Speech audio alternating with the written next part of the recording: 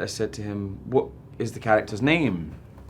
And he said, "Well, I don't want to tell you." And I said, "Why not?" And he said, "Just read the script. It's pretty crazy, and you've got to stick with it.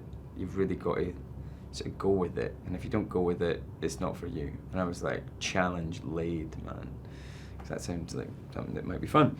And then I read the script, and I got through the first 10 pages, and I was like, what is this? And then the next 10 pages, it was a different, what is that? And then the next 10 pages was a completely different, oh, it's this? And then the next 10 pages confounded me again. And I think that's the joy of what Knight does so well, is that he keeps an audience on their toes, trying to figure out what actually is the film going to be like. Not what it's about, because I always feel like you know what the films are about, but what kind of film are we watching so far? Are we watching a thriller? Are we watching a chiller?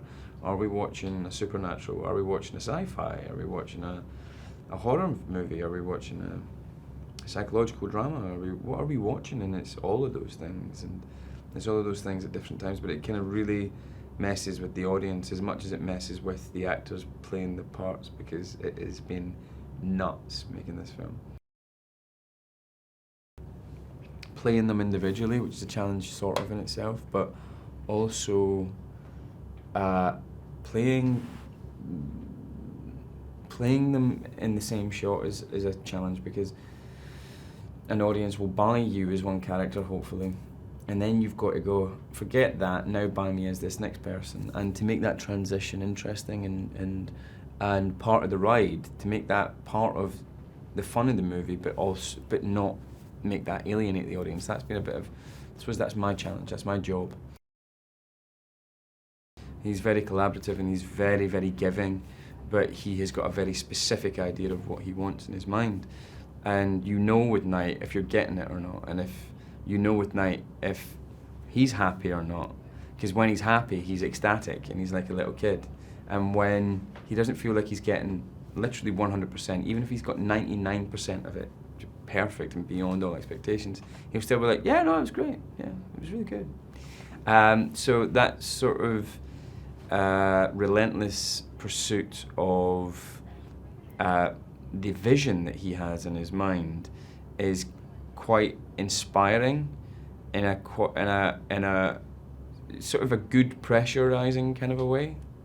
Where you really, really want to please him, because he's got great ideas and he comes up with great stuff on the page, and he's got such a great, strong image in his head of what this film should be like, sound like, feel like, and look like.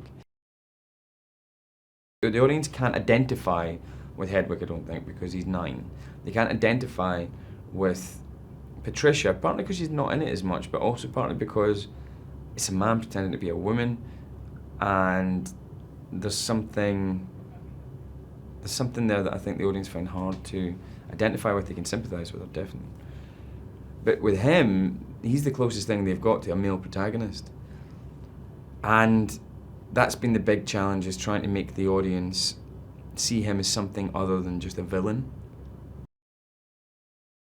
I've had a really good time with Anya Taylor-Joy and Jess Sula. Haley Lou's just been a right laugh.